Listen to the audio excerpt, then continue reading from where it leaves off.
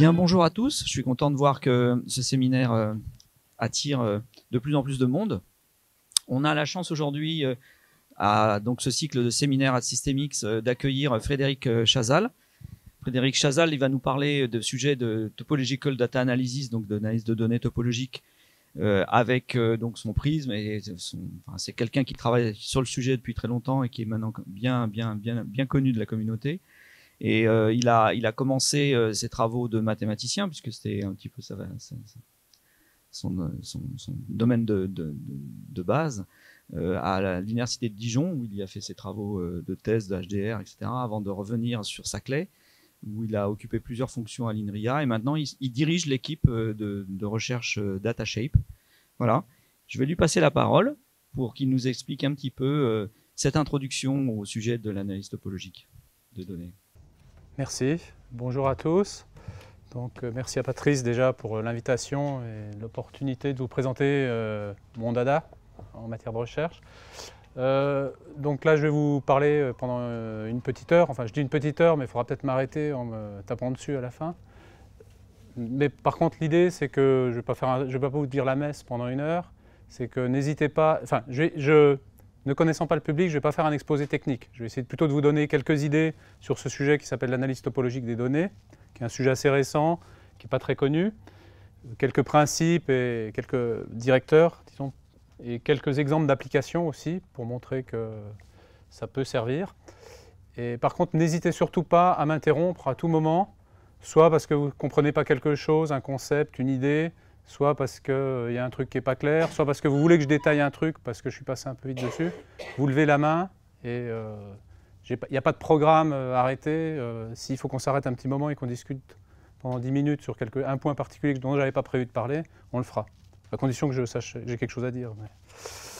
Voilà, donc je vais vous parler un petit peu donc, de ce sujet qui est un petit peu émergent, qui s'appelle l'analyse topologique des données. Alors qu'est-ce que c'est ?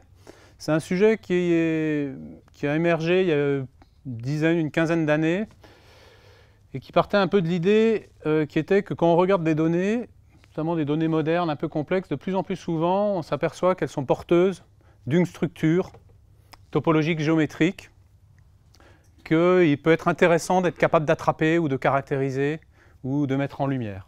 Alors, dit comme ça, ce n'est pas très clair. Qu'est-ce que c'est qu'une structure géométrique? Qu'est-ce que ça veut dire parler de la géométrie ou de la topologie de données? Alors, on ne va pas, avant d'entrer dans les choses un peu plus précises, juste pour vous donner déjà une petite idée de ce qu'on peut entendre par de la structure topologique ou géométrique, ou le type de données dans lesquelles on peut voir ça. Je vous montre là, 3 petits exemples tout bêtes. Le premier, ça c'est typiquement, alors ça j'ai envie de dire c'est l'exemple le plus facile, c'est que ça, là, l'image n'est pas très claire, mais ça c'est un nuage de points. Ça c'est une sortie d'un scanner, et quelqu'un a scanné une pièce physique, là je crois que c'est une pièce mécanique dans un moteur. Et donc ce qu'a fait le scanner, c'est qu'il a mesuré les coordonnées dans R3 de points sur la surface du moteur. Donc typiquement, quand vous voyez ce genre de données, c'est un nuage de points dans R3, et il est porteur d'une topologie et même d'une géométrie qui est essentiellement celle de la surface sur laquelle l'objet a été échantillonné. Donc là, on imagine bien la question, c'est une question assez classique, ça est ancienne, qui est de dire est-ce qu'on est capable, à partir de ces données discrètes, mesurées sur l'objet physique, de retrouver la géométrie, la topologie de l'objet sous-jacent, d'en reconstruire un modèle, etc. D'accord? Donc ça, c'est un exemple où c'est assez clair. Un deuxième exemple ici, là, ça c'est une tranche 2D d'une image binaire 3D qui représente un matériau poreux, une roche poreuse. Donc en gros, en violet ici, vous avez l'endroit où vous avez de la roche, et puis en jaune, l'endroit où c'est poreux, où il n'y a pas de roche. Et là, évidemment, ça c'est à nouveau, la donnée, donc c'est une espèce de boîte d'image 3D remplie de voxels, et ça c'est quelque chose de géométrique. Enfin, c'est un objet géométrique, topologique. Et là, on s'intéresse à des questions. Alors ça vient du milieu du pétrole. Ça, c'est des roches poreuses. Et dans le vide, en fait, il y a du pétrole. Et par exemple, on peut se demander, est-ce que pour un type de roche donnée, je vais savoir est-ce que ça va être facile ou pas d'extraire le pétrole? Est-ce que déjà, je sais caractériser quel type de roche c'est?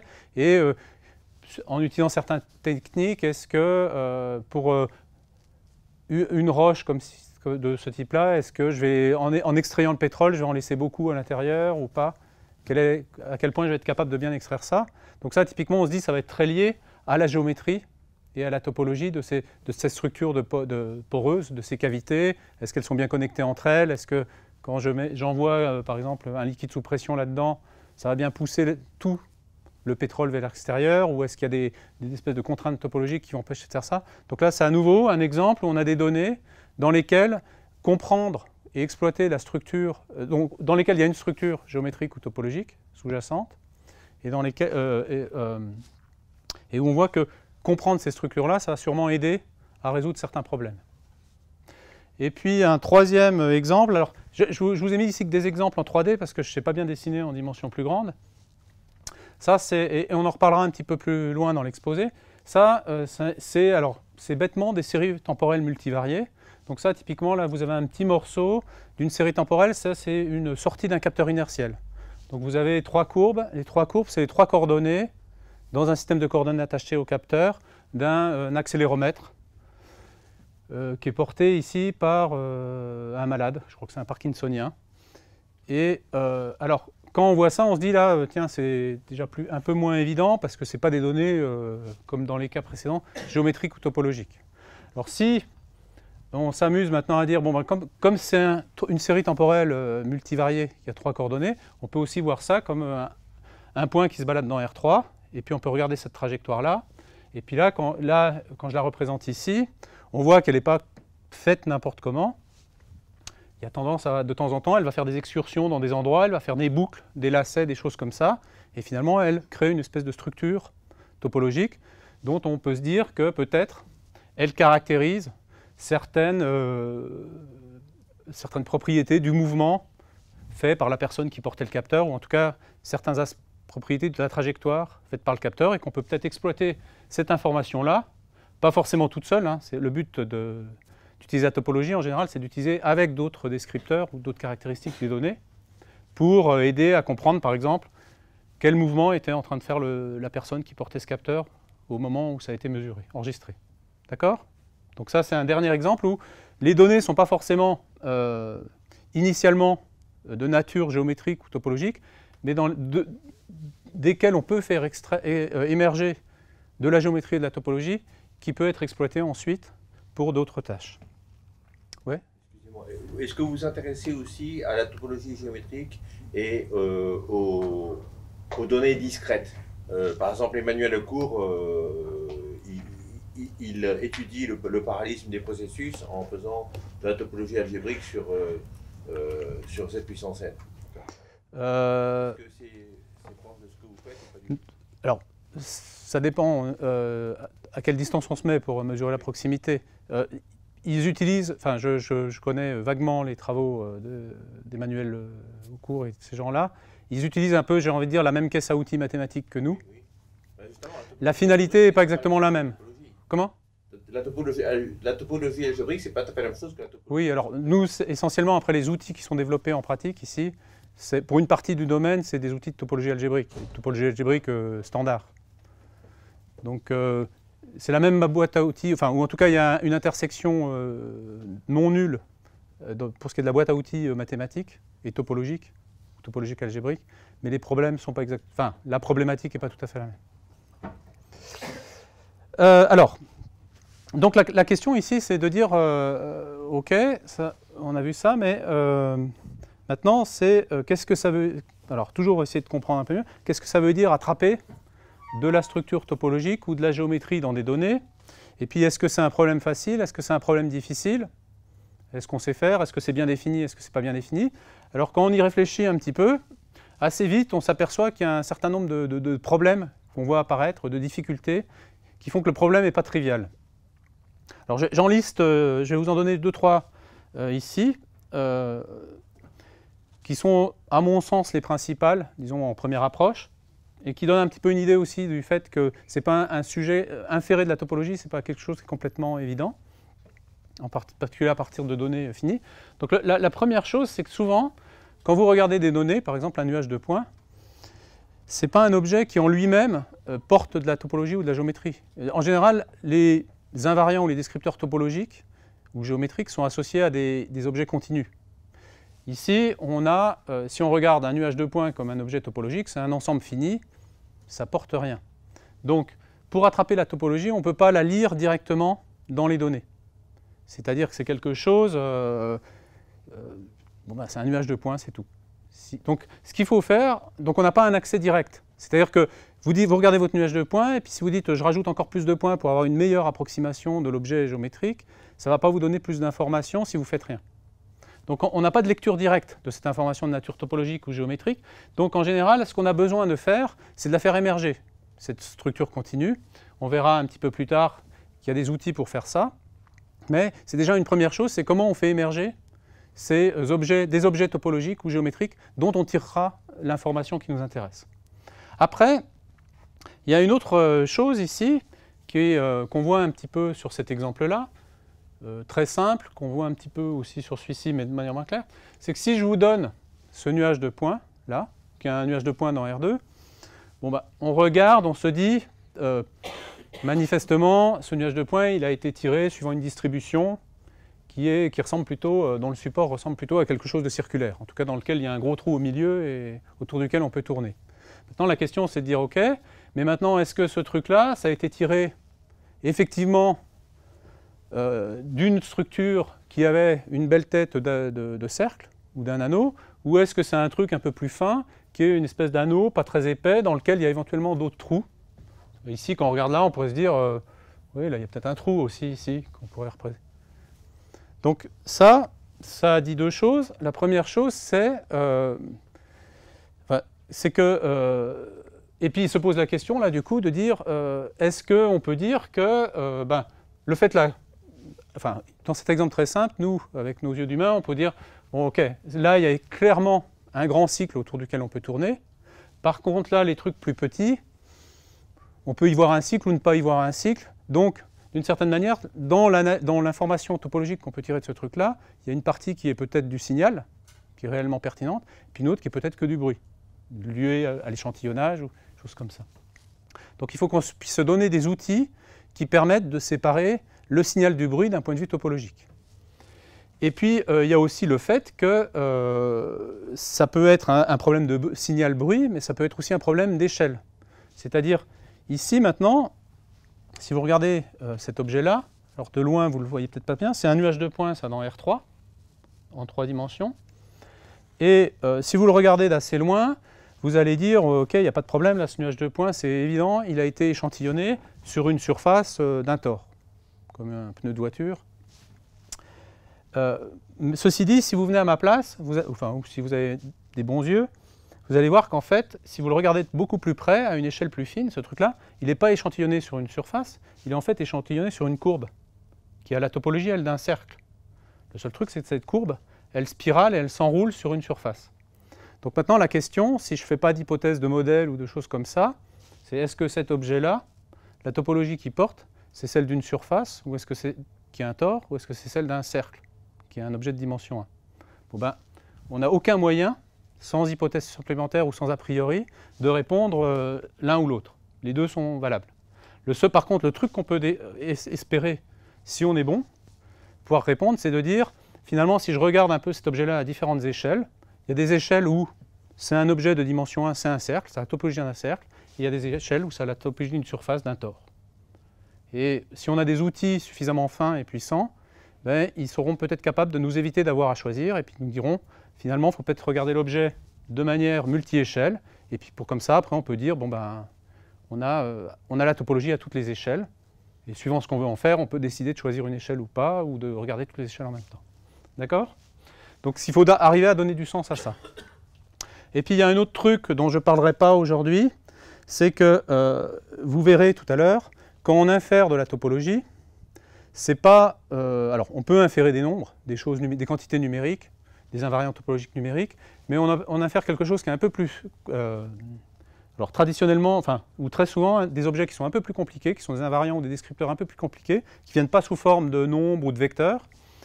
Et du coup, ils vivent dans des espaces qui ne sont pas très sympas, en particulier pas très sympas pour faire de la stat.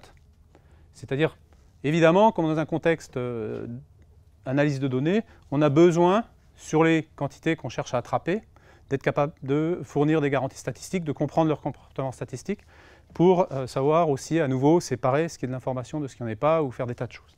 Donc il y a tout un pan de l'analyse topologique des données qui est assez actif maintenant, qui est autour des aspects statistiques, l'étude statistique des propriétés de ces propriétés topologiques.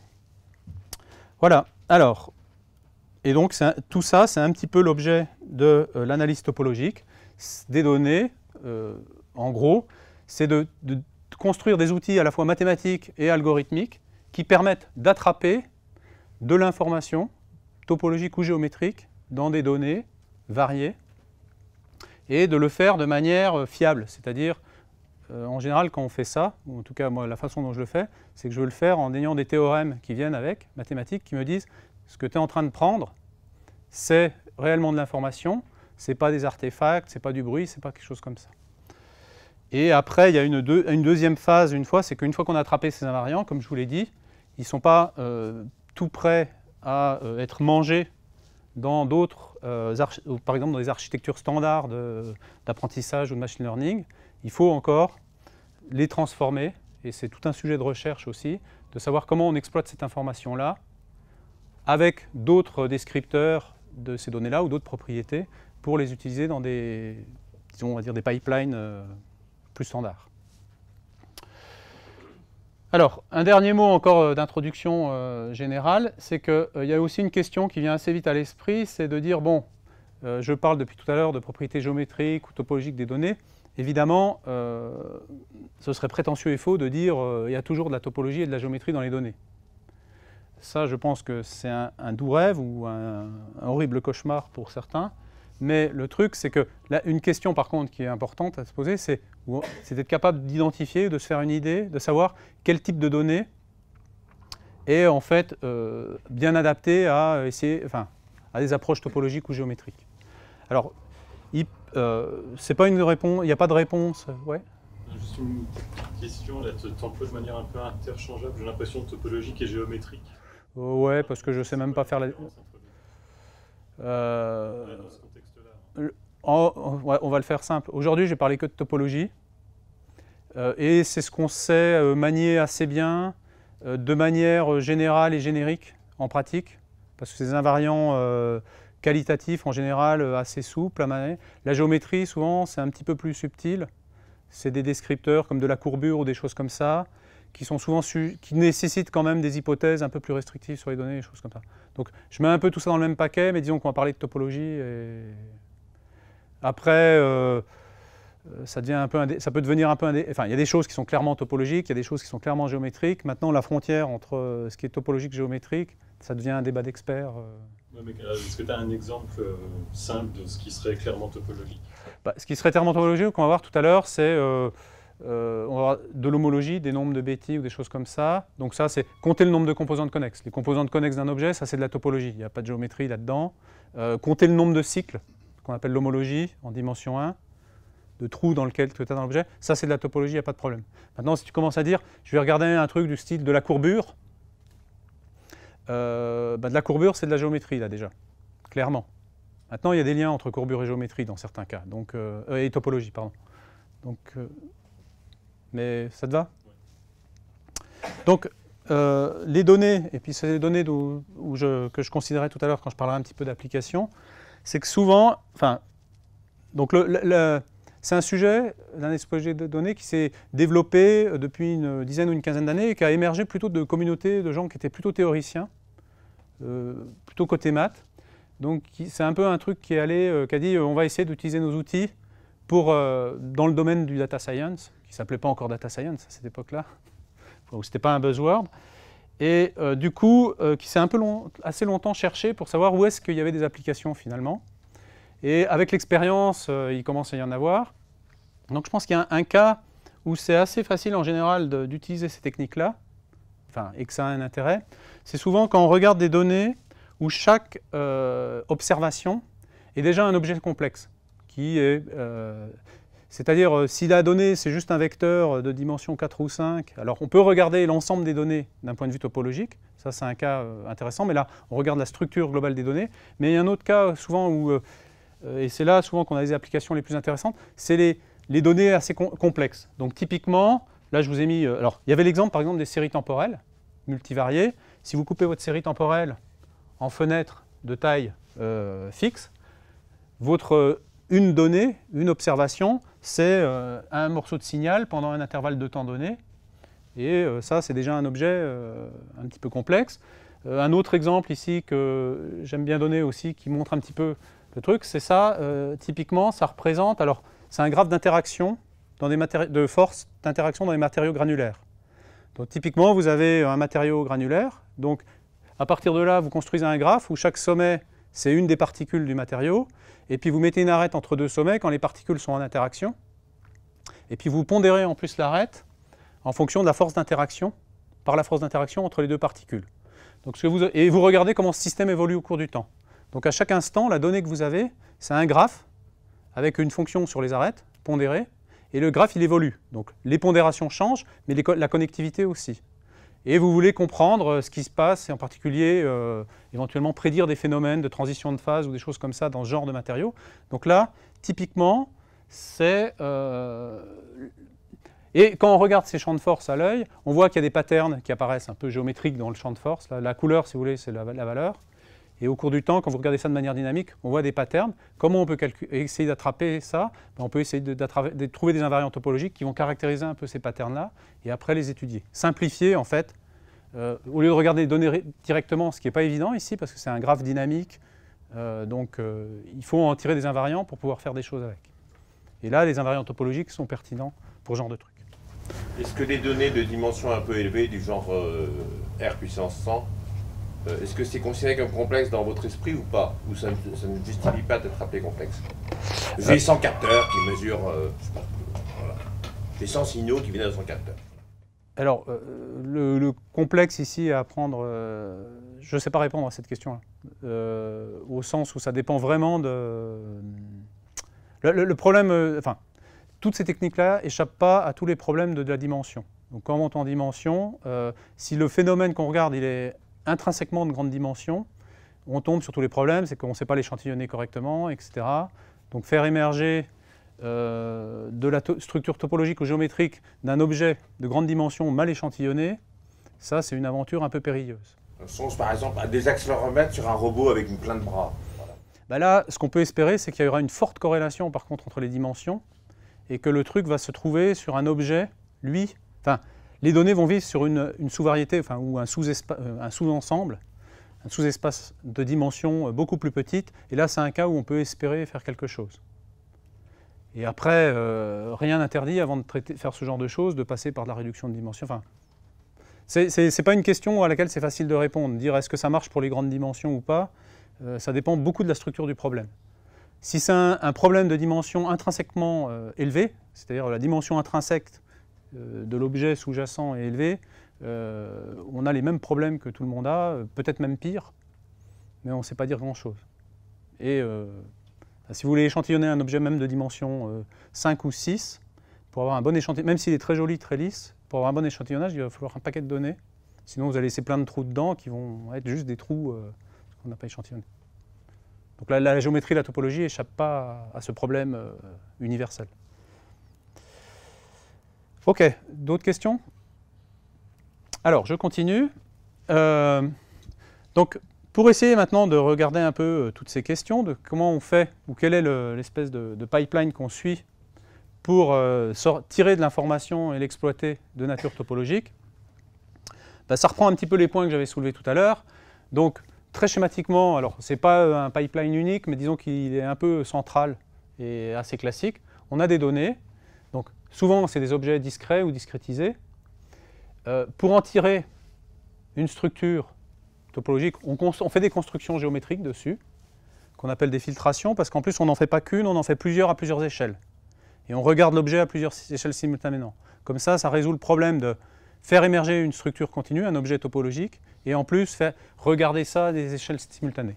Derrière, on branche, alors c'est ce dont je parlerai après un petit peu, une théorie qui s'est développée là, depuis une vingtaine d'années, mathématique et algorithmique, qui s'appelle l'homologie persistante, la théorie de la persistance homologique, qui est en gros une espèce de machinerie qui va me dire quand j'ai fabriqué ma famille d'objets continus, d'espaces sur mes données à plusieurs échelles, Ça va aller mesurer l'évolution de la topologie, et là en particulier de l'homologie de cette famille à travers les échelles. Et ça va l'encoder sous forme d'un descripteur qui se représente comme ça, qu'on appelle un diagramme de persistance, qui est juste un ensemble fini de points dans le plan, où chaque point, on reviendra là-dessus, représente un événement topologique qui est apparu à travers les échelles dans ma famille d'espaces que j'ai construite. Et puis après, il y a une dernière étape, une fois qu'on a ces descripteurs. Évidemment, quand vous avez, comme si je vous donne maintenant, pour chacune de vos données, un diagramme comme ça, qui est juste un ensemble de points, le nombre de points peut varier d'un objet à l'autre, et que je vous dis faites de la classification avec ça, faites de la régression là-dessus, ben évidemment, ce n'est pas encore gagné, puisque ce n'est pas un vecteur, ce n'est pas vectorisé, ce n'est pas une structure très simple. Donc il faut travailler encore un peu pour être capable de faire passer ça après dans des architectures plus standards de classification ou d'apprentissage. Line s'entend au sens informatique du mot, là, ou pas? Au sens tuyau. Enfin, on branche des étapes, une suite d'étapes. Chacun des trucs, c'est un algorithme, c'est ça? Non, là, ça c'est... ça c'est une construction, on va dire. Ça, là, il y a un algorithme là derrière. Ça, après, c'est un ou des algorithmes qui permettent de faire ça. Ça peut être une construction. Enfin, ce n'est pas un algorithme forcément bien identifié, sauf peut-être pour cette étape-là, dont je vais parler en fait, principalement. On a juste 1 heure d'échange. D'accord. Alors, je vous passe les... Alors, et en fait, ce dont je vais vous parler surtout aujourd'hui, c'est cette partie-là. Puis après, je vous montrerai des exemples d'application du tuyau en entier. Et en fait, le cœur de cette partie-là, c'est ce qu'on appelle l'homologie persistante. Alors, je ne vais pas m'attarder. C'est vraiment un sujet qui a émergé au début des années 2000 et qui, de manière assez remarquable, est parti plutôt de gens qui venaient de la géométrie algorithmique ou de la topologie algorithmique et qui a connu des développements assez spectaculaires récemment. Alors, à la fois du côté des maths pures, il y a des trucs très très abstraits qui ont fait avec des applications en maths pures, en géométrie symplectique ou dans des domaines comme ça.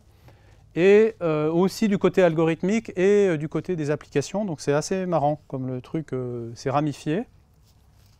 Et alors, c'est pas un truc complètement facile à définir proprement comme ça en quelques minutes. Donc ce que je vais faire, c'est que je vais essayer de vous le faire sur 2 exemples, enfin 2-3 exemples. Si vous comprenez les idées, vous avez à peu près l'idée globale. Après, pour régler, visser les boulons, etc., il faut aller chercher une boîte à outils de topologie algébrique qui est un petit peu plus élaborée, et puis il faut se faire un petit peu plus mal. Mais donc là, on n'est pas là pour se faire mal, surtout après le déjeuner. Donc on va faire juste les idées et les principes. Donc l'idée de la... Je vous ai dit tout à l'heure, l'idée qui est un peu sous-jacente à tout ça, c'est de dire on fabrique sur nos données des familles à plusieurs échelles d'objets, d'espaces continus, et puis on regarde l'évolution de la topologie. Alors ici, on va le faire dans un cas un petit peu particulier, un peu spécial. Vous n'allez peut-être pas faire tout de suite le lien avec ce qu'on a dit avant, mais on va le faire pour des fonctions. Donc ce qu'on va faire ici, c'est qu'on prend une fonction, et on va le faire dans le cas très simple. Je prends une fonction définie sur 0,1, l'intervalle 0,1, à valeur dans R, dont le graphe, c'est cette bête-là, c'est ça, c'est cette courbe-là. Et puis je vais m'intéresser à une famille d'espaces que je construis, qui sont des sous-espaces de l'intervalle 0,1, qui sont les sous-niveaux de la fonction. Vous imaginez, vous faites monter une ligne, ou si vous voulez, vous remplissez le graphe avec de l'eau par au-dessus, et puis vous regardez les lacs qui se créent, et vous regardez comment ils évoluent, comment évolue la topologie de ces lacs. Alors, l'avantage de faire cet exemple très simple, c'est que la topologie du sous-niveau d'une fonction comme ça, bien gentille dans R, c'est des intervalles. Donc la seule information topologique qu'il y a, c'est le nombre de composantes connexes. Combien il y a d'intervalles dans le sous-niveau. Et donc si on le fait, c'est très simple. Vous commencez à balayer, vous partez du bas, vous imaginez, là vous avez une droite horizontale, vous balayez, puis vous regardez comment évolue ce qu'il y a dessous. Donc tant que vous n'arrivez pas là avant le niveau A1, il n'y a rien. Dans le sous-niveau, il est vide. Quand vous arrivez à A1, ce qui se passe, c'est que vous rencontrez ici un minimum local pour votre fonction.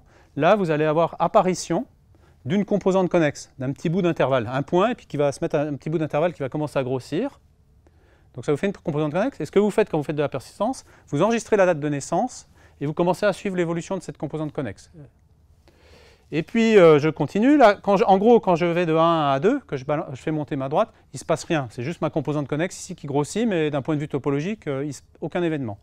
Il se passe un nouvel événement quand j'arrive à A2, qui est qu'il y a une deuxième composante connexe ici qui va apparaître. Et donc dès que j'ai passé à 2, j'ai un lac ici un petit peu grand, là, et puis ici j'ai un petit mare là, qui est apparu. Donc une fois que j'ai ça, je note à nouveau. J'enregistre la date d'apparition de ce truc-là, et puis je commence à le suivre. Quand j'arrive à A3, bon, même topo, si vous avez compris, c'est un troisième lac qui apparaît, et je le suis, etc. Je continue à monter, mes lacs grossissent, etc. Tout va bien, jusqu'à ce que j'arrive à A4. Alors là, quand j'arrive au niveau A4, là, dans cette fonction-là, je ne tape plus dans un minimum local, mais je tape dans un maximum local. Et qu'est-ce qui se passe? Ce qui se passe là, c'est que maintenant, j'ai deux lacs qui ont tellement grossi que, grosso modo, ils passent à travers un col, ils se rejoignent, et je me retrouve avec plus qu'un lac. Donc ici, l'événement topologique, c'est qu'il y a disparition d'une composante. En fait, il y en a une qui meurt, il y en a deux qui sont réunies, et en fait, il y en a une qui meurt et qui est absorbée par l'autre. Alors la règle qu'on donne, c'est qu'il faut décider lequel des deux meurt. Quand on fait de la persistance, eh bien on dit on fait mourir la plus récemment créée. Le lac le moins profond, on dit qu'il est absorbé par le plus profond. Et donc ce que je fais, c'est que ce lac qui était apparu ici, en A3, ben, quand j'arrive en A4, je dis c'est fini, il est absorbé dans un plus gros, il n'existe plus. Donc il est mort, c'est sa date de mort, et je garde juste cet intervalle pour mémoire, qui me dit, pour mémoire, il y a un lac qui était apparu à ce moment-là, et qui a disparu à cette valeur-là de la fonction. Vous continuez, quand vous arrivez à 5, vous jouez au même jeu, il y a ce gros lac là qui émet, vous pensez ici qu'il y a un mur, hein, sinon ça se vide, mais ce gros lac là qui attrape celui-ci, ça fusionne, et lui le gros là est apparu là, lui ici, donc celui qui meurt, c'est celui qui était né là, le plus récemment. Donc là, cet intervalle-là, ici, je décide que c'est fini pour lui, c'est la fin de l'existence de ce lac-là, et après, il y a le grand lac qui reste pour toujours, qui me fait un intervalle qui ne s'arrête jamais. Donc ce que je récupère quand j'ai fait ce process-là, c'est une famille d'intervalles qu'on appelle un code barre de persistance, qui finalement m'encode l'évolution de la connectivité des sous-niveaux de ma fonction à travers les valeurs prises par la fonction. Okay ? Alors ça, c'est les gens, dans certains endroits, ils aiment bien ça, ils appellent ça des codes barres. Moi, personnellement, j'ai une préférence, alors pour des raisons mathématiques un peu plus profondes, pour une représentation complètement équivalente, toute bête, c'est-à-dire quand vous avez un ensemble d'intervalles, un intervalle, il a un début, une fin, donc vous pouvez le représenter par un point dans R2, dont l'abscisse, c'est le début, l'ordonnée, c'est la fin. Ça vous fait un ensemble de points au-dessus de la diagonale dans le plan, et chaque point représente un intervalle, et chacun de ces intervalles, finalement, c'est un intervalle de vie d'un événement topologique, dans ce qu'on appelle ici une filtration, c'est-à-dire une famille croissante d'espaces topologiques. Et l'idée un petit peu, alors, qui était l'idée du début de la persistance, qui est de moins en moins vraie, ou en tout cas où il y a beaucoup plus en cas que c'est pas vrai, c'est que plus un intervalle va être grand, ou plus un point va être loin de la diagonale, intuitivement, plus c'est un événement topologique qu'on voit longtemps à travers la filtration ou à travers les échelles, donc plus il a des chances d'être important. Alors que si vous avez juste un point très proche ou un tout petit intervalle, c'est un petit lac que vous allez voir à un moment, mais qui va être très vite absorbé par un autre. Donc ça, intuitivement, on a envie de dire ça risque plus d'être du bruit, ou en tout cas moins stable, qu'un événement qui dure très longtemps, qui sera plus difficile à casser. Et en fait, c'est ça alors je vais peut-être passer ça pour le moment. C'est ça la magie de la persistance, ou le grand intérêt de la persistance. Oui, pardon. Le fait de tuer la composante la plus récemment créée, c'est juste une convention ou il y a une raison mathématique? Il y a une raison mathématique. Donc je vous le présente comme ça. Si on refaisait les mathématiques, on est obligé de faire ça. Si on veut alors effectivement avoir ici ce qu'on appelle un résultat de stabilité. Parce que cette construction, alors vous auriez pu aussi me poser une autre question ou me faire une objection, c'est de me dire, tu te casses bien le tronc. Parce que finalement, peut-être qu'on pourrait juste faire une courbe, une fonction, qui pour chaque niveau compte le nombre de composantes connexes, et puis j'encode en fait la topologie des sous-niveaux en disant, pour chaque valeur ici, je regarde combien il y a de composantes connexes, et puis c'est tout. Alors il y a deux inconvénients à ça, c'est que quand je fais ça, je perds l'information qui est de dire comment ça évolue à travers les échelles, et puis je perds aussi un résultat qui est absolument fondamental, qui donne tout son sens à la théorie, qui est ce qu'on appelle les résultats de stabilité. C'est-à-dire que cette information maintenant, de nature topologique que j'ai attrapée, sur le graphe de ma fonction, il y a quand même la première question qui vient à l'esprit, c'est est-ce que j'ai vraiment attrapé un truc pertinent, qui reflète quelque chose, une information? En gros, à quoi c'est robuste, à quoi c'est sensible ce truc-là? Et là, il y a un très beau théorème, enfin un théorème fondamental, qui dit, si je perturbe maintenant ma fonction rouge là, que j'avais tout à l'heure, par cette fonction bleue, qui est juste une version bruitée de la rouge. Ce que vous allez voir apparaître, c'est il va y avoir plein de petits extrémas locaux, etc., qui vont faire apparaître des nouveaux intervalles, ou des nouveaux points dans le diagramme. Donc, en gros, j'avais le diagramme rouge avant, maintenant je me retrouve avec un diagramme bleu comme ça. Et là, il y a un théorème de stabilité qui me dit, si je n'ai pas perturbé ma fonction de plus que epsilon, ce qui va se passer, c'est que les points qui étaient à distance plus grande que epsilon de la diagonale, ça va les avoir secoués un peu, mais ils ne vont pas avoir bougé d'une distance plus grande que epsilon. Et puis, tout ce qui est l'espèce de bruit là, qui est apparu avec ma perturbation, ça va me créer des nouveaux points dans le diagramme de persistance, mais ils vont rester à distance au plus epsilon de la diagonale. Donc ça, c'est ce qu'on appelle le théorème de stabilité de la persistance. C'est le premier, c'est un cas particulier d'un théorème algébrique beaucoup plus général, qui me dit juste, en fait, la persistance, cette information-là, en tout cas pour les fonctions, alors on peut mettre une métrique là-dessus, qui s'appelle la distance bottleneck, qui mesure en fait cette distance. C'est stable par rapport aux perturbations dans la norme L infini. Donc ce n'est pas stable par rapport à des perturbations plus standards, enfin, quand on fait par exemple du traitement du signal, ou quand on regarde c'est pas stable par rapport à des normes LP ou des choses comme ça, du tout. C'est vraiment, on regarde de l'information topologique et elle est intrinsèquement, on ne peut pas espérer beaucoup mieux que de la stabilité par rapport à des perturbations qui ne cassent pas finalement la topologie du signal. Ça va? Si on vidait l'eau plutôt qu'on remplissait, ça ferait la même chose. On peut faire le même jeu en faisant un truc qui descend et en jouant, ouais, pareil. Enfin là, tu peux faire la même gymnastique, ça marche pareil. Il faut juste mettre la tête à l'envers. Est-ce que c'est une combinaison de f moins l'inf de f et g et f et sub de f moins f? Quoi donc? Le diagramme? Oui, le diagramme final. Donc f de t moins l'inf de f de u pour u dans 0t. Non, non, non. Non. Le diagramme, c'est pas un truc qui se calcule de manière complètement simple.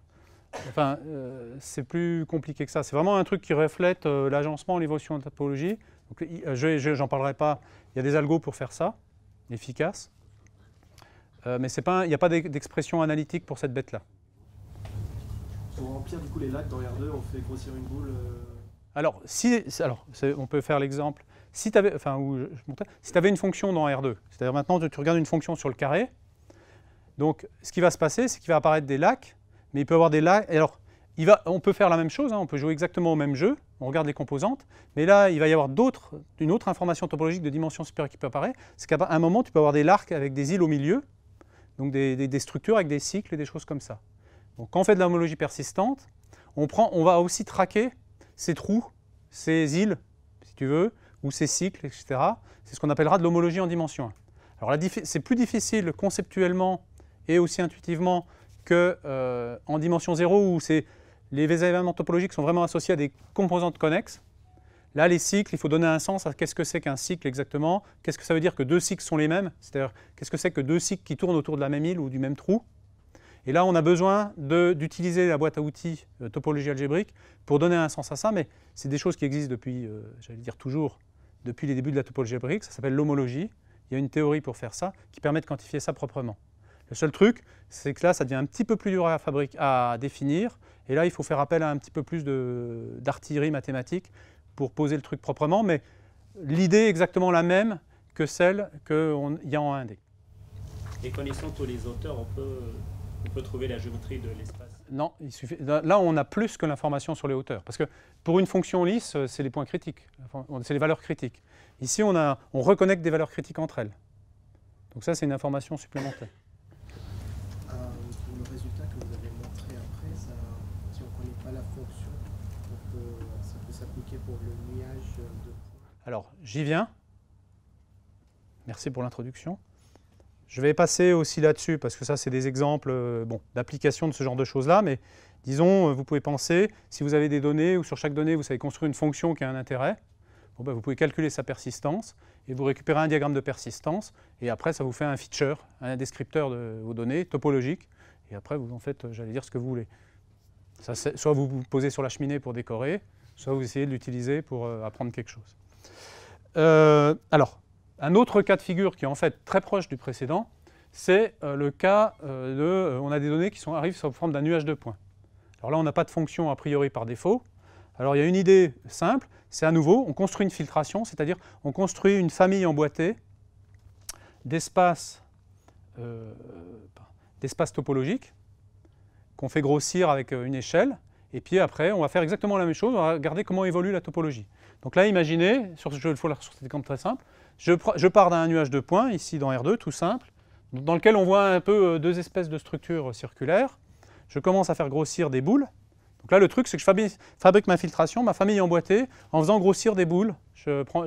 Pour tout rayon, je regarde l'union des boules centrées en mes points de données. Donc, quand je fais un peu... Donc au début, qu'est-ce que j'ai comme objet topologique? J'ai n points. Si j'ai n points, j'ai n composantes connexes. Je fais grossir un peu mes boules. Donc au début, mes n composantes connexes, elles évoluent toutes seules, elles grossissent.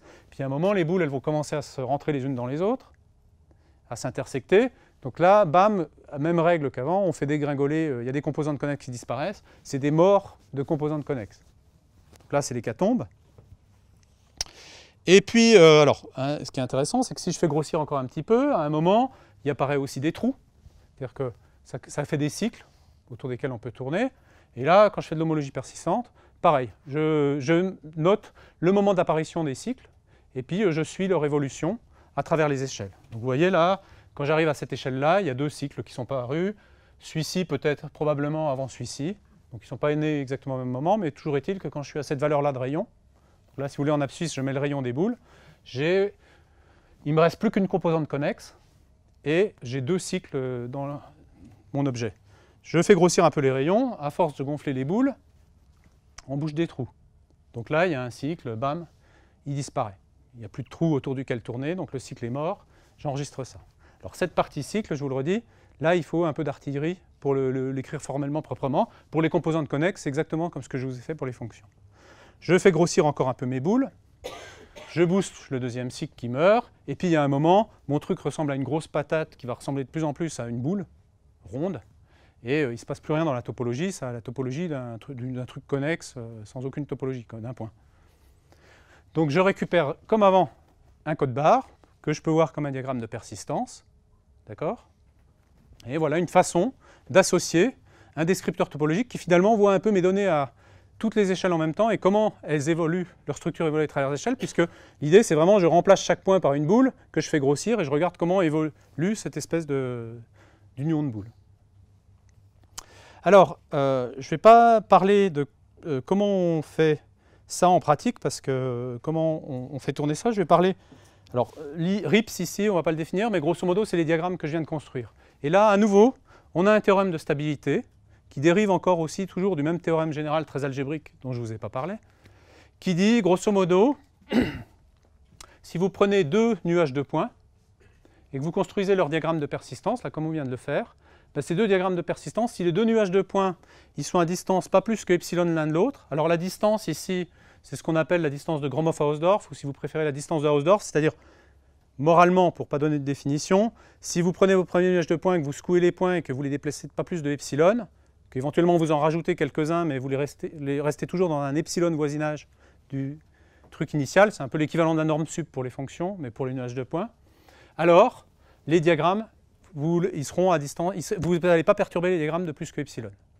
Donc à nouveau, on a un résultat de stabilité qui nous dit, par rapport à des perturbations de taille epsilon sur mes données, je ne vais pas perturber de plus que epsilon l'information topologique que j'ai attrapée à travers mes diagrammes de persistance. Et si vous voulez, ce théorème est le même que le précédent. Ce n'est pas évident, hein, faut travailler, mais ils découlent tous d'un principe général. D'accord ? Et donc, ces familles emboîtées, là, ici, j'ai fait des unions de boules, mais on aurait pu faire des unions d'autres choses, on aurait pu construire d'autres familles. C'est un outil très flexible. Je préfère vous le faire sur un exemple précis, en vous disant on prend les unions de boules, que d'écrire des grands trucs très abstraits. Mais gardez à l'esprit qu'on est très libre sur la construction des familles croissantes d'espace. On peut jouer sur le fait qu'on peut avoir une connaissance a priori pour influer. On pourrait mettre des ellipses, par exemple, qui grossissent, ou des trucs plus compliqués, ou faire des trucs plus subtils. Là, c'est très très flexible. Donc voilà, alors ce que je vais faire là, comme il me reste 10 minutes à peu près, je vais vous parler, alors juste très rapidement d'un petit exemple qui est un peu un jouet mais qui qui illustre un petit peu l'intérêt de ces théorèmes de stabilité. C'est que ces théorèmes de stabilité, ils nous disent, finalement, vous pouvez les voir en disant, vos données, là, x et y, vos espaces x et y que vous avez en entrée, on veut les comparer. C'est compliqué de les comparer dans cette métrique, par exemple, métrique de Gromov-Hausdorff, de décider qu'ils sont prêts ou pas prêts. Donc, finalement, ce qu'on fait, c'est qu'on utilise un proxy, qu'on sait calculer, que sont les diagrammes de persistance, et puis on les regarde à travers les diagrammes de persistance. On mesure la distance entre leurs diagrammes associés. C'est vraiment une idée, c'est que vous avez un objet complexe, vous en tirez des features, des descripteurs, vous voyez ça comme des proxys, et c'est ces objets-là que vous comparez. Parce que ça, vous savez les calculer, vous savez les comparer facilement, c'est facile de voir s'ils sont près ou loin. Et ce que vous dit le théorème de stabilité, il vous dit ça c'est des descripteurs qui sont discriminants, c'est-à-dire si jamais mes deux descripteurs ici sont, la distance entre mes deux diagrammes est loin, ça veut dire que mes deux objets que j'avais en entrée, mes deux jeux de données que j'avais en entrée, étaient forcément très différents l'un de l'autre. Évidemment, la vie serait tourbelle si on avait la réciproque. On n'a pas la réciproque. D'accord ? C'est-à-dire qu'il peut très bien arriver que deux espaces soient très loin l'un de l'autre d'un point de vue de distance de Hausdorff, mais qu'ils aient exactement les mêmes diagrammes. Donc, mais ça, c'est très standard. Si vous avez déjà construit des features ou des choses comme ça sur des données, en général, ce n'est pas ce qu'on appelle, si vous avez fait des maths, ce n'est pas des invariants complets ou ce n'est pas des systèmes d'invariants complets, c'est-à-dire ils ne discriminent pas les objets à une transformation près. C'est vraiment, vous perdez de l'information en faisant ça, donc vous les utilisez vraiment comme des trucs discriminants. Et ici, c'est un petit peu ce qu'on avait fait. Alors je vais sauter juste pour faire de la classification d'objets 3D, de formes 3D. Donc on avait des formes 3D qui représentaient des animaux et des visages et des têtes dans des positions différentes. On voulait refaire du clustering là-dessus, retrouver les classes. Comparer directement ces objets-là, ce n'est pas évident. Et donc l'idée ici, c'était qu'on on les échantillonnait, on fabriquait des nuages de points en discrétisant ces objets-là, on calculait les diagrammes de persistance et on les comparait à travers les diagrammes de persistance. Et quand on est dans l'espace des diagrammes de persistance, donc là, c'est juste un plot en faisant une réduction de dimension, là, un MDS, Multidimensional Scaling, juste pour avoir une visu en 2D, on voit que la métrique dans les diagrammes sépare bien toutes les classes. Même le vilain vert là, qui est ici, ce n'est pas une erreur de la méthode, c'est une erreur de mec qui avait annoté la base de données. Enfin, après vérification, d'accord ? Bon, c'est un exemple jouet, hein, elle n'est pas très grande, ma base de données ici. Ça va pour le... Il y a un truc là, par rapport à ça. Ton modèle 3D, là, en gros, tu vas prendre ton plan, là, comme tu montrais tout à l'heure, et puis tu vas passer dans ton objet pour construire ton diagramme de persistance. En fait, je fais un truc un peu plus subtil. C'est que l'idée, la sous-jacente, c'est de dire, ça, c'est des objets, c'est des animaux.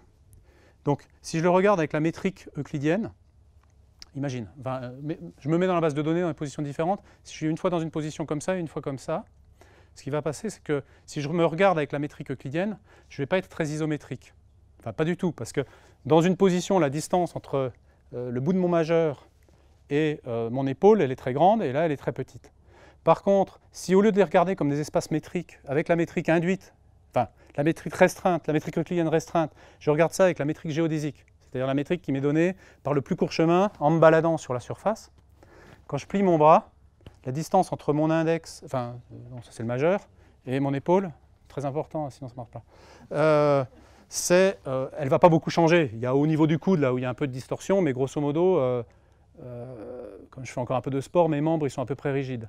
Donc là, pas de changement de métrique. Donc l'idée qui était sous-jacente ici, c'est de dire, vu avec leur métrique intrinsèque, chacun de ces objets-là, ils vont être, quand ils sont dans la même classe, ils ne vont pas être loin d'être isométriques.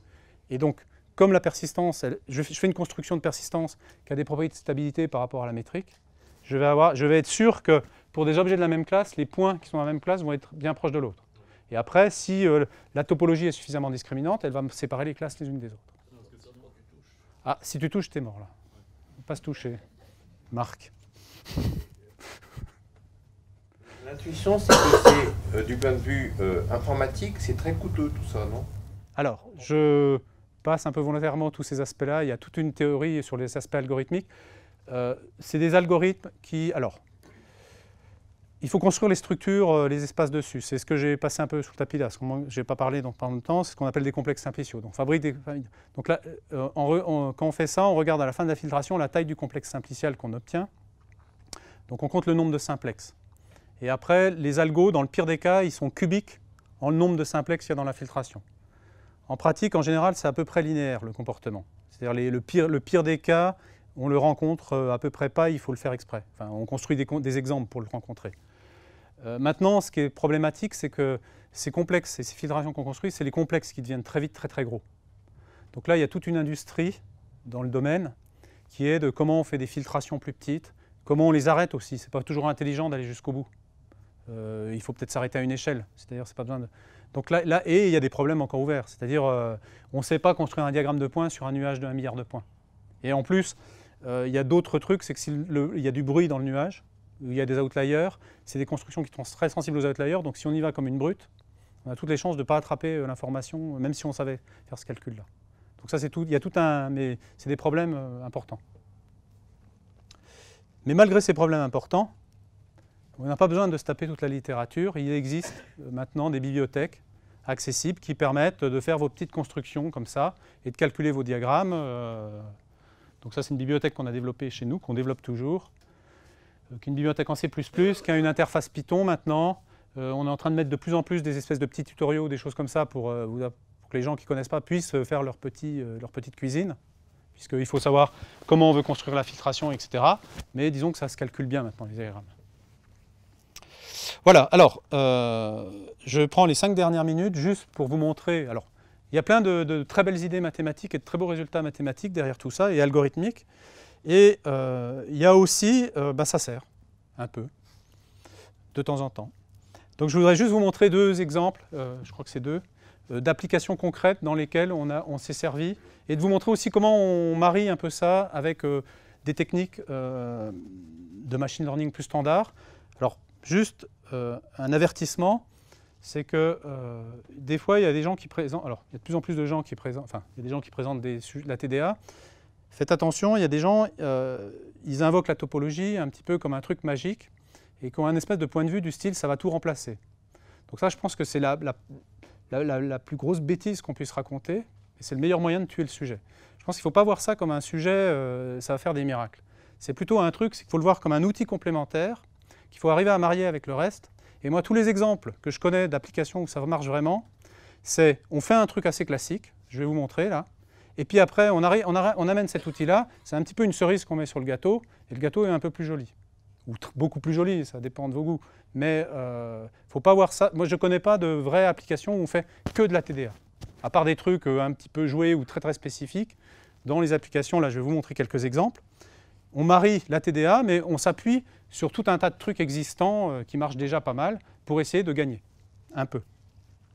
Et donc là, un exemple que je vais vous montrer, c'est ce que je vous ai montré un petit peu tout à l'heure, sur lequel on a pas mal travaillé chez nous, c'est pour essayer de faire étudier ou d'analyser des données multivariées, et essentiellement, en particulier, des données qui viennent de capteurs. Alors je vais vous montrer 2 cas, ce sera capteur inertiel dans un cas, et puis électrocardiogramme dans l'autre cas.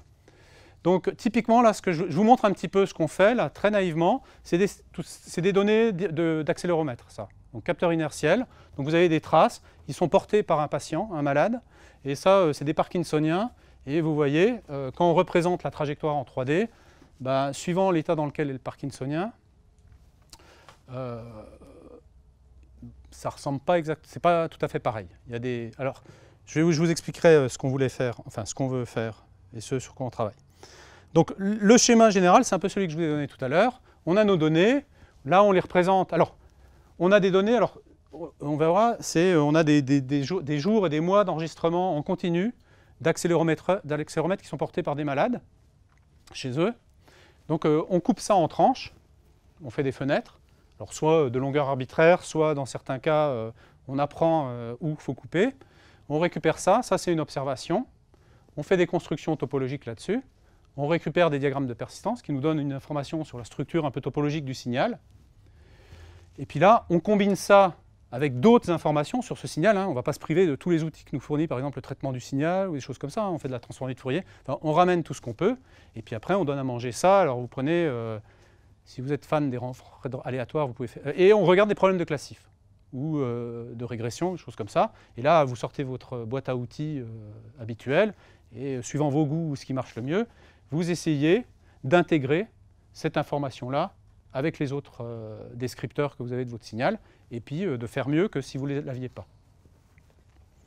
Et donc le problème qui nous intéresse concrètement, c'est celui-là. On travaille avec une entreprise qui s'appelle Sysnav, qui est en Normandie.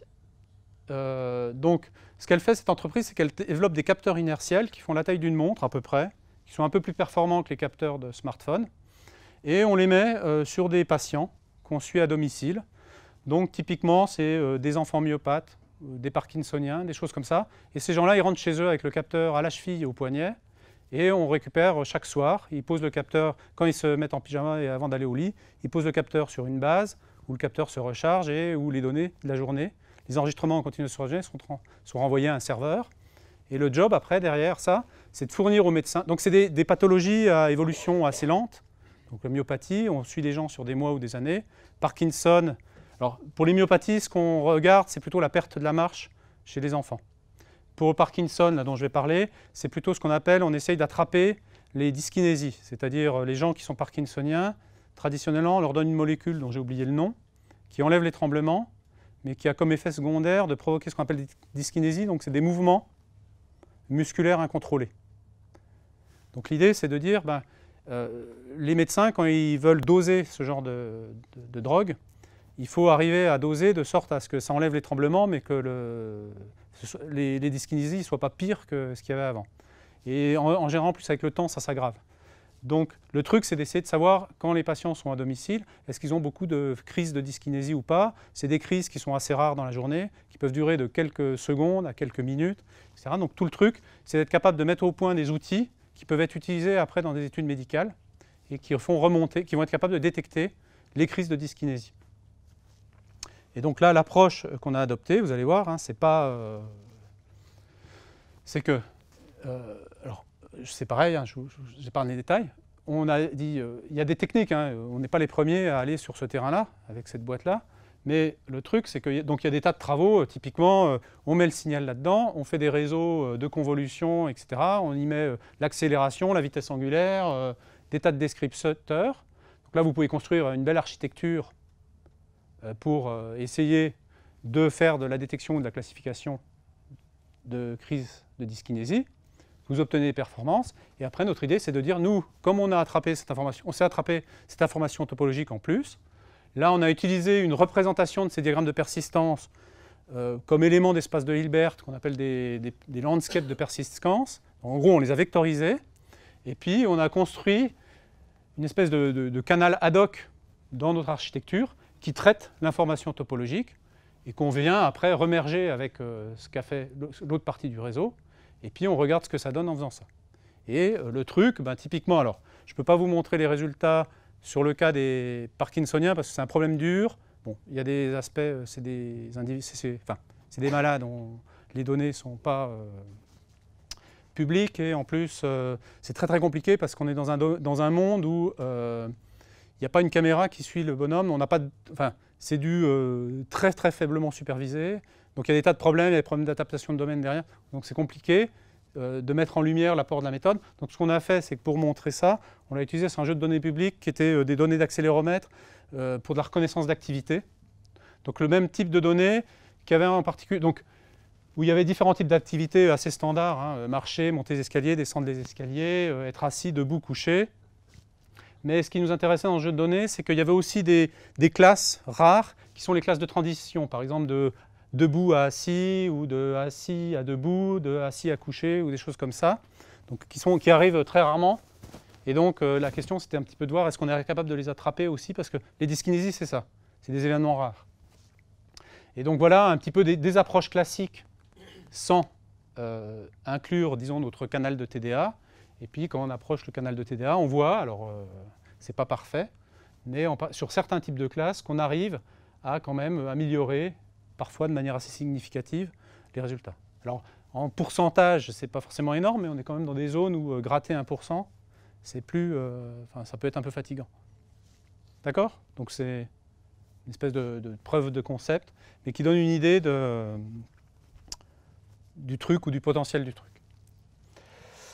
Voilà, et pour terminer, une autre application aussi, faite aussi avec un autre partenaire, japonais cette fois-ci. Donc là, on s'est intéressé au problème de la détection d'arythmie et de la classification d'arythmie sur des données d'électrocardiogramme. Donc là, le truc, il y a deux problèmes dans l'histoire. Un, c'est détecter quand un patient est en arythmie. Et puis après, ce que j'ai découvert, moi je ne savais pas, mais il y a, je crois, 13 ou 14 types d'arythmies différents. Il y en a où c'est pas très grave, et puis il y en a d'autres où vous êtes mal barré quand ça vous arrive. Donc le truc, c'est qu'après, le problème le plus dur, en fait, c'est la classification de l'arythmie. Et donc, à nouveau, l'idée, c'est un peu la même que la précédente, hein. C'est que les problèmes de détection d'arythmie sur des signaux ECG, ce n'est pas un truc nouveau, hein. Il y a des tas d'approches. Donc on a pris des trucs assez standards, enfin on s'est construit une petite architecture qui marche, qui donne des résultats qui se comparent plus ou moins bien à l'état de l'art. Et notre idée, c'était de dire, à nouveau, dans le signal ECG, il y a des patterns dans un battement de cœur qui caractérisent l'arythmie. Il y a une espèce de structure un peu topologique là-dedans, peut-être qu'on peut l'exploiter. Donc ce qu'on a fait, c'est qu'on a fait de la persistance sur le signal ECG.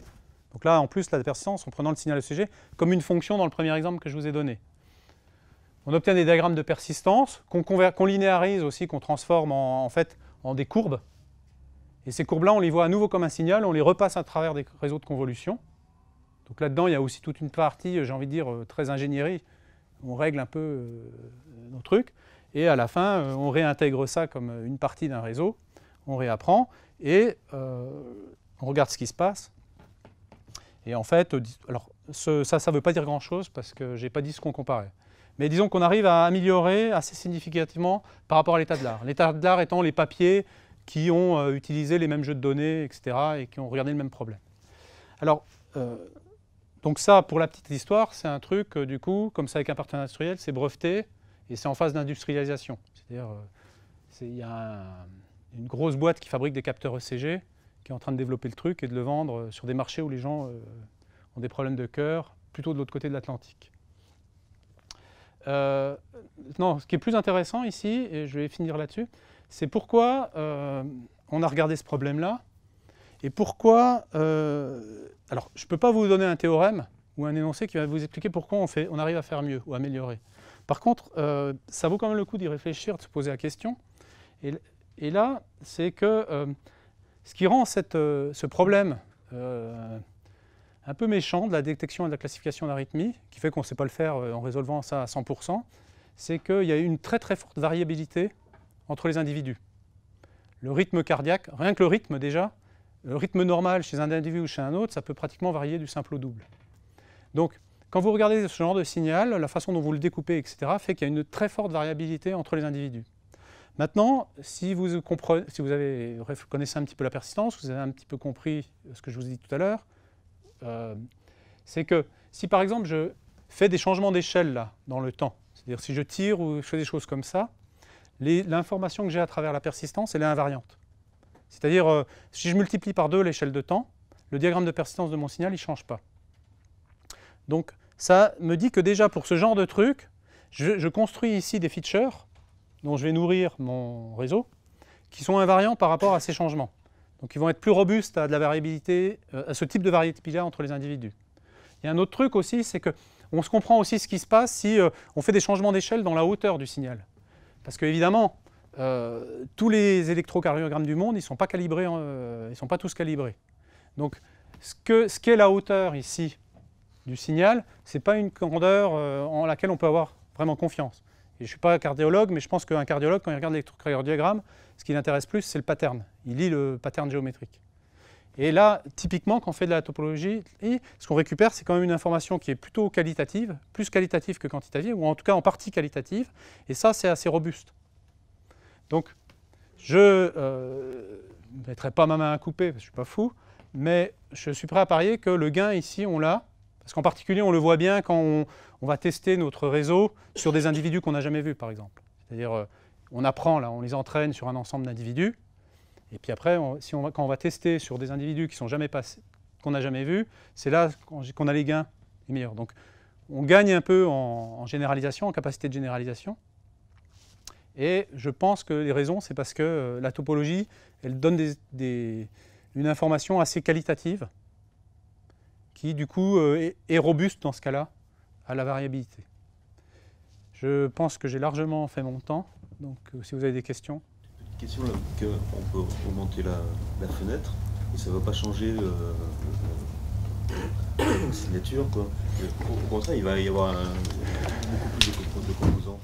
Si je multiplie par 2 le signal, c'est-à-dire si je prends 2 battements consécutifs, alors ça va faire un truc assez bizarre, c'est que ça va doubler tous les intervalles. Donc c'est pareil, je ne l'ai pas dit tout à l'heure, mais quand on regarde ça comme intervalle, on double les intervalles. Quand on regarde ça comme un diagramme, il faut le voir comme un multi-ensemble, parce qu'on a des intervalles confondus, donc ça donne des points confondus. D'accord? Donc là, il y a toute une cuisine avant, c'est comment on coupe le signal déjà pour commencer. Est-ce que le meilleur moyen, c'est de couper par, essayer de repérer le rythme et de couper à un cycle, ou est-ce que c'est de prendre un certain nombre de cycles et de couper plus grossièrement en se disant le fait d'en avoir pris quand même pas mal fait qu'on va gommer un peu les effets de bord. Donc là, c'est plutôt la stratégie qu'on fait. Je crois qu'on prend, je me souviens plus exactement, mais une dizaine de cycles, enfin, à peu près 10 cycles consécutifs. Comme ça, si on coupe pas très bien au bord, on n'est pas trop sensible.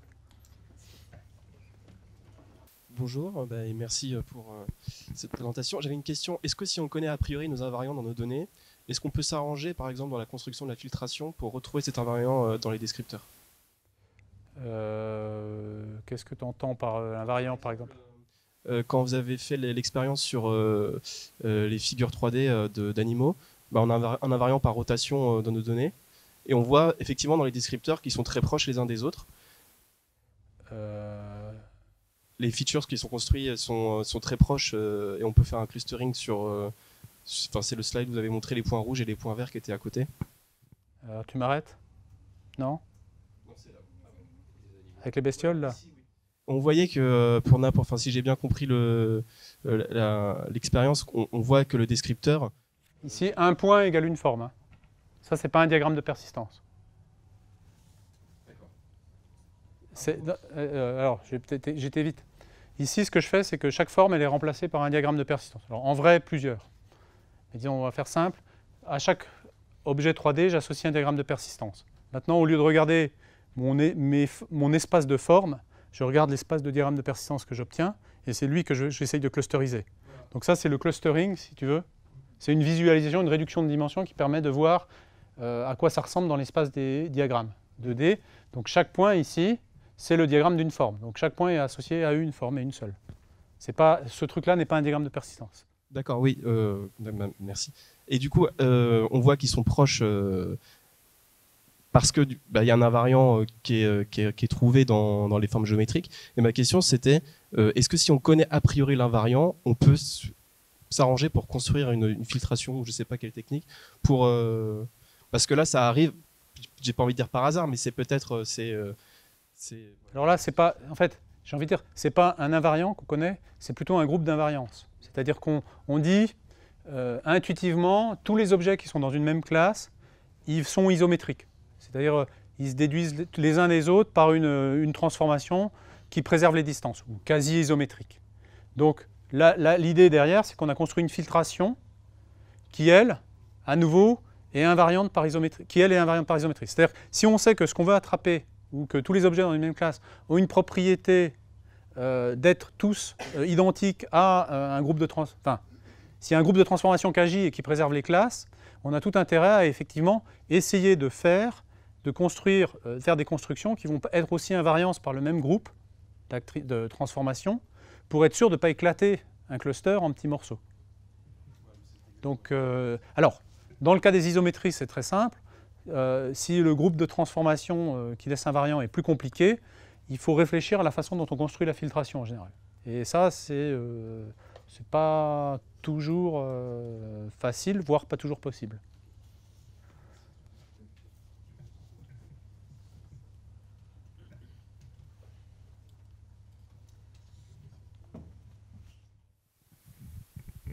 J'ai une question philosophique. Tous les exemples que vous avez montrés, l'ingénieur que je suis voit des problèmes topologiques. Est-ce qu'il y a des applications de la TDA à des trucs où on n'a pas cette intuition-là?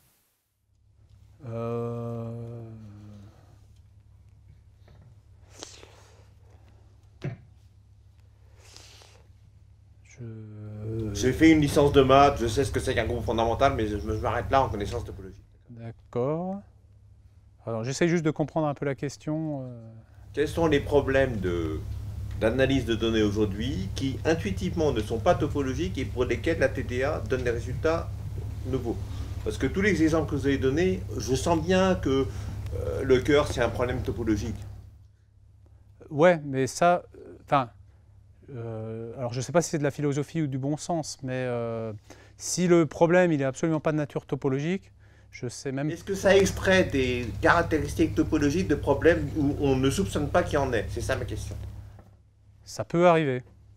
Là, effectivement, c'est une question philosophique. J'ai envie de dire, on peut voir de la topologie partout si. Voilà, c'est ça. Si on est très soupçonneux, on en voit partout. Ou, alors, plus sérieusement, il y a des fois où elle n'est pas évidente et on peut essayer de la faire émerger. C'est souvent dans les constructions des filtrations, des choses comme ça. C'est l'ingénieur qui l'a fait émerger ou c'est le logiciel? C'est ça ma question. Ah non, ça, au jour d'aujourd'hui, en l'état de la recherche, on vit encore dans un monde où il faut qu'il y ait un humain qui cogite un peu et qui dise comment je fais. Alors, je dis à l'état où on est, ceci dit, alors j'avais pensé à un moment faire un transparent là-dessus parce que c'est quelque chose qu'on vient de faire très récemment. On commence à construire des réseaux, des couches de réseaux de neurones qui mangent ces bêtes-là et qui essayent justement, pour partie, d'apprendre l'information topologique qu'on peut extraire et qui peut être intéressante pour un problème donné. Mais on est très très loin de dire... c'est pas des outils, ça, où on peut dire, si vous allez chercher Goody, il va falloir réfléchir un petit peu, la bibliothèque dont j'ai parlé, avant de savoir comment l'utiliser. Si vous faites des points sur un sac, ça devrait aller, mais pour un problème concret, là, ça demande encore un peu le passage de l'expert, et des fois, l'expert, il faut qu'il se casse la tête pour finalement peut-être dire non, là, je vois pas comment on s'en sort. Hein, l'expert doit juste dire, il y a un problème topologique de cette nature, ou est-ce qu'il doit être expert en TDA? C'est ça ma question. Il faut que ce soit un expert qui connaisse un petit peu la topologie et ces trucs-là. Okay. Voilà. Alors maintenant, en plus, l'expert, c'est que lui, il voit de la topologie partout. Alors, on invente. Non, mais sérieusement, je pense qu'il ne faut pas être non plus... Il y a des cas où c'est... alors, c'est pareil. Il y a des gens qui ont écrit des papiers sur essayer de faire de la TDA sur des données génétiques, là où on a 100 individus dont on a le génome, donc ça fait 100 points dans un espace de dimension 1,5 million, par exemple. Et ils disent on va faire de la TDA là-dessus. Alors, ils voient des trucs. Alors même moi qui suis topologue, quand je le vois, j'ai un peu du mal à y croire. J'ai envie de dire, c'est comme beaucoup d'autres méthodes. C'est-à-dire que vous allez pouvoir toujours faire des constructions qui vont vous sortir des diagrammes, et puis après, on peut se la raconter. Hein. Oui, on peut faire n'importe... je pense qu'il faut faire attention à pas trop croire. C'est pour ça que moi je dis toujours, ces trucs-là, c'est quand même bien quand on applique une méthode et qu'elle vient avec une garantie théorique, qui peut nous dire la stabilité des diagrammes de persistance. En pratique, on ne l'utilise pas, ce n'est pas un outil qui sert dans la construction de trucs, mais elle est là pour nous dire, ce qu'on attrape, c'est quand même de l'information par rapport à un certain type de perturbation. Donc on peut se raccrocher un petit peu à ça. Sinon, on tombe, j'ai envie de dire, dans un domaine plutôt exploratoire.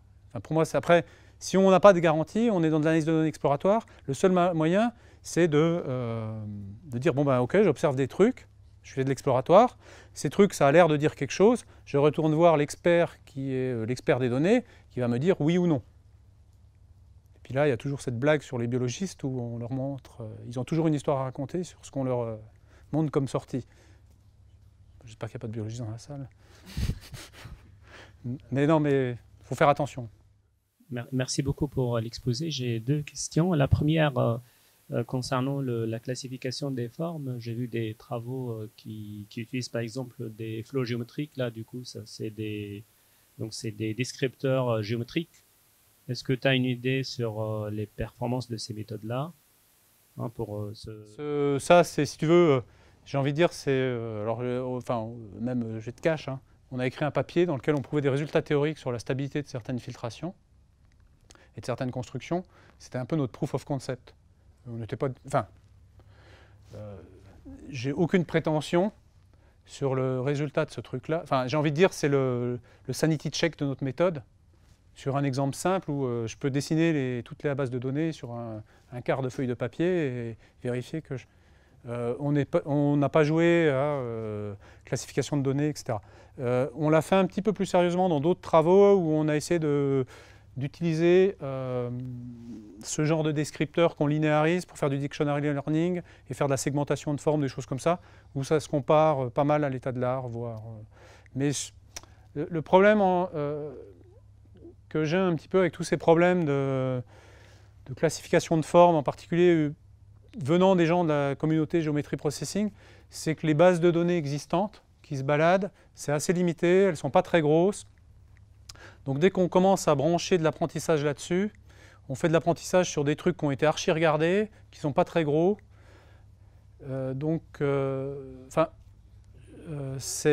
qui sont très spécifiques. Donc on n'a jamais été joué sur ce terrain-là, chercher. Et en plus, là, pour le coup, comme c'est des surfaces lisses, il y a des tas d'autres descripteurs géométriques intéressants, de la courbure, des propriétés spectrales même. Deuxième question rapidement. Tu as évoqué le dataset sur les patients avec des centrales inertielles. C'est quoi la précision de la centrale, par exemple? Est-ce que ça pose problème pour les performances ou pas? Alors, là, la philosophie ici, c'est de dire, bon, la centrale inertielle que tu as dans ton smartphone, je crois qu'elle doit valoir 3 centimes ou 4 centimes à fabriquer. Après, il y a un continuum qui va de la centrale inertielle de ton smartphone à celle qui est dans un sous-marin, qui vaut, elle, quelques millions et qui doit faire la taille de la moitié de cette pièce. Donc là, le positionnement là, de la boîte industrielle, c'est des capteurs qui sont à quelques dizaines d'euros à fabriquer. Donc ils sont assez bien calibrés.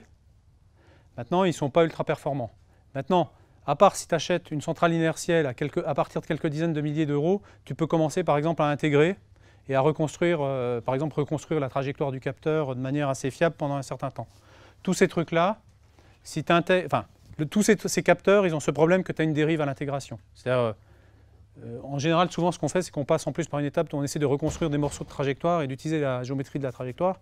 Bon, bah, sur ce genre de capteur, tu as ce problème que si tu intègres pendant plus de 2-3 secondes, tu commences à avoir une dérive et tu pars très vite dans les choux.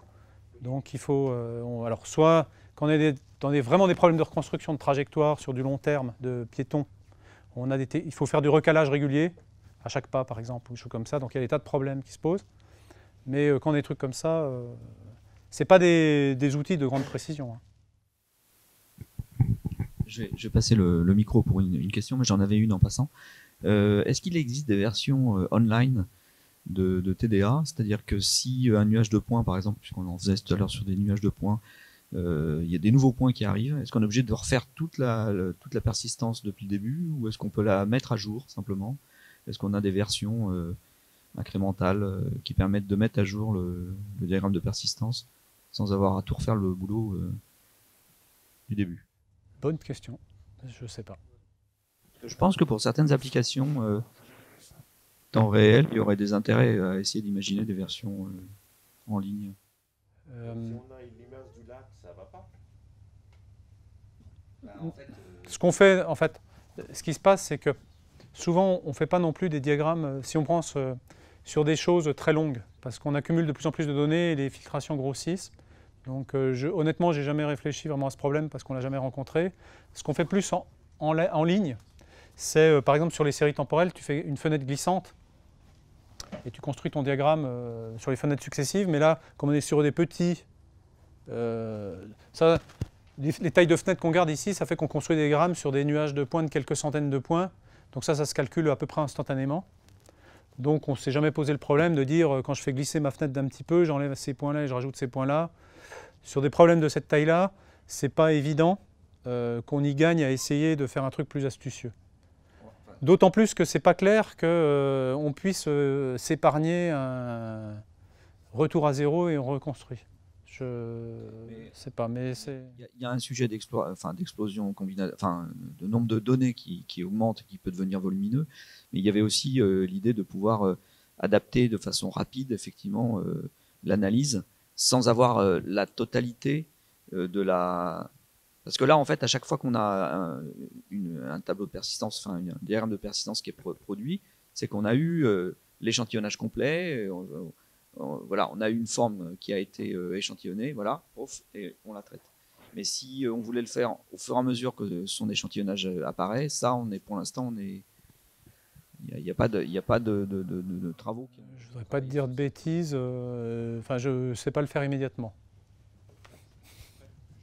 Est-ce que les tours, les towers, ça correspond un peu à cette méthode incrémentale? Joker. Je ne sais pas. Oui, bonjour. Donc merci pour la présentation. Donc une petite question rapide. Est-ce que vous avez identifié ou caractérisé des typologies de problèmes pour lesquels, de cas de problèmes réels pour lesquels ça va particulièrement bien marcher ou particulièrement mal marcher surtout? Parce qu'on dirait que ça a l'air, de ma compréhension lointaine, intuitivement, pas trop compliqué peut-être à trouver des manières de construire des choses qui vont biaiser le résultat. Oui, voilà, de faire des... Ça, oui, il n'y a pas besoin de chercher bien loin pour trouver des trucs qui ne marchent pas. Hein. Ça a très bien marché. Et du coup, est-ce que ça se présente facilement dans certains types de problèmes réels ou ça n'arrive pas trop? C'est ce que j'ai un petit peu dit au début, c'est que je pense que ça fait partie du truc, c'est d'arriver à identifier, d'être capable de caractériser des cas où ça vaut le coup d'essayer et les cas où ça ne vaut pas le coup d'essayer, où c'est perdu d'avance. J'ai pas de réponse définitive à ce truc-là. Il y a un certain nombre de cas où on commence à savoir faire marcher les choses bien, mais c'est un mélange de... on avait une conviction au départ que ça pouvait apporter quelque chose, plus on commence à bien aussi connaître les problématiques, le type de données. Là, les données inertielles, ça fait 2-3 ans qu'on brasse ça tous les jours, qu'on y réfléchit, qu'on se pose des questions. Donc j'ai envie de dire qu'on a des étudiants en plein temps dessus, donc on commence à avoir une intuition assez fine de ce genre de trucs. Donc là-dessus, on arrive à faire marcher des choses. Savoir si tu viens avec un problème demain et tu me dis est-ce que... Enfin, c'est ce qui nous arrive des fois aussi. Il y a des gens qui viennent, voilà, j'ai entendu parler de... Est-ce que vous pensez que... Et là, souvent, je ne sais pas répondre directement. Alors, il y a des cas quand même où on peut dire... je vous ai montré au début, par exemple, le cas des roches poreuses ou des choses comme ça. Ce que je peux te garantir, c'est que là, comme c'est un objet géométrique, je peux te calculer des invariants topologiques, des diagrammes de persistance là-dessus, qui vont te faire des features pour regarder tes problèmes. Et en plus, eux, ils vont te dire des choses très précises sur la structure topologique de ta roche poreuse. La taille des pores, ça va être dedans, comment elles sont connectées entre les unes les autres, est-ce qu'il y a des cycles là-dedans, tout ça. Ça va être de l'information. Maintenant, suivant le problème que tu vas regarder derrière, alors typiquement, cet exemple que j'ai montré, c'est un jeu de données qui a été public à un moment, qui a été mis en public par l'IFPEN. Et ils avaient deux problèmes. Ils avaient un problème de classification, c'est-à-dire qu'il y avait plusieurs types de roches, ils donnaient ces images-là, il fallait classifier. Bon, ben là, le problème, avec la TDA, sans rien connaître, on prenait l'image, on écrivait 2 lignes de code, calcul persistance, en gros, sur l'image, et bam, ça donnait un descripteur, après on le passait avec n'importe quel algo de classif, ça classifiait à 100% les roches. Et il y avait un deuxième problème qui était un problème de régression, qui était de savoir, quand on essayait d'extraire le pétrole, quel pourcentage du pétrole restait à l'intérieur et ne sortait pas. Ben ça... c'était beaucoup plus difficile et subtil, et ça rajoutait un descripteur en plus d'autres descripteurs qu'on utilise traditionnellement, que les gens utilisent en morphomath ou des choses comme ça. Alors, mais il fallait travailler un peu pour arriver à montrer que ça avait l'air de faire... Mais il n'y a pas de réponse simple. Enfin, la façon nous, par exemple, quand quelqu'un vient me demander, c'est, je dis, on commence à discuter, puis après on fait quelques essais, et puis après... Et si c'est prometteur, on creuse, mais... Bonjour, en fait, je vous remercie pour la présentation. En fait, j'ai une question sur la classification. En fait, est-ce qu'il y a des pré-traitements en fait, recommandés qu'on doit appliquer sur la sortie de TDA pour pouvoir utiliser dans la classification, type normalisation, ou en fait, on peut utiliser directement en fait, le résultat du TDA pour... Le problème, c'est que... alors, il y a plusieurs problèmes. C'est effectivement, il y a des problèmes de normalisation qui peuvent se poser. Donc ça, c'est suivant les cas. Est-ce qu'il faut renormaliser les diagrammes? C'est un nuage de points dans R2. Est-ce qu'on le ramène dans un carré? Comment on renormalise? Bon, ça, j'ai envie de dire, c'est un peu standard. On peut trouver la bonne façon de faire. Plus subtil, plus difficile, c'est que ça vient... c'est une liste de points qui est de longueur variable. Donc si je veux faire, par exemple, si je veux faire de la classif là-dessus, c'est un objet, je ne sais pas, prendre un algo de cluster. Je ne peux pas faire du K-means, par exemple, là-dessus. Je ne peux pas, si je veux le faire manger, je vais faire classif, enfin, du SVM. Il faut un moment que je rentre des vecteurs et que c'est quand même mieux quand ils ont à peu près tous la même longueur. Et donc, d'une certaine manière, il faut arriver à vectoriser ces trucs-là. Et en plus, il y a une autre chose, c'est que c'est un nuage de points dans le plan. Donc il y a des points un peu partout. J'ai dit tout à l'heure, chaque point, ça correspond à un événement topologique qui apparaît à une échelle, qui disparaît à une autre. Donc ça, c'est OK. Maintenant, à côté de ça, je veux m'en servir pour un problème de classification. Donc, je ne sais pas a priori quelle partie du diagramme, s'il y en a une, va être celle qui va être discriminante pour mon problème de classification. Est-ce que c'est les points qui sont très loin de la diagonale, les très gros événements topologiques qui vont me permettre de faire la classif, qui vont être discriminants, ou est-ce qu'en finalement, ce n'est pas des points qui ressemblent à du bruit très près de la diagonale, qui ont une structure particulière, ou dont la distribution est une structure particulière, qui vont faire le job. Et de fait... C'est l'intuition de l'ingénieur, ça, non? Alors, ça, c'est un peu plus que de l'intuition de l'ingénieur. Alors ça, par contre, c'est des choses sur lesquelles on sait avancer maintenant, où on sait faire manger des diagrammes à des réseaux de neurones, et qui vont essayer d'apprendre une vectorisation. Et le réseau, en gros, il va aller chercher, il va essayer d'apprendre quelles sont les parties du diagramme qui sont en fait intéressantes ou informatives pour la tâche de classif ou de régression considérée. Ce qu'on appelle la représentation learning. Non, là, c'est vraiment des trucs assez standards. C'est-à-dire que, tu vois, si tu as un diagramme, tu dis, je prends mon diagramme et j'ai besoin pour mon algo de classif de lui donner à manger des vecteurs. Donc tu pourrais dire, ben, je pourrais prendre par exemple tous les points du diagramme, je les trie par distance à la diagonale en disant, je pense que c'est quand même les points qui sont le plus loin de la diagonale qui sont les plus intéressants, enfin les plus informatifs par rapport à ma tâche de classification ou les plus discriminants. Puis tu dis, je prends les 10 premiers et puis je liste les coordonnées dans l'ordre de la distance et je construis un vecteur comme ça. Bon, c'est une façon de faire. Peut-être que pour un problème ça marchera, peut-être que pour un autre pas du tout. Et donc là, soit tu as une bonne intuition et une bonne connaissance du problème qui te dira oui, c'est ça qu'il faut faire ou non, il faut faire autre chose. Soit tu ne sais pas. Et là, tu commences à regarder la littérature. Alors, tu as les gens qui font ça.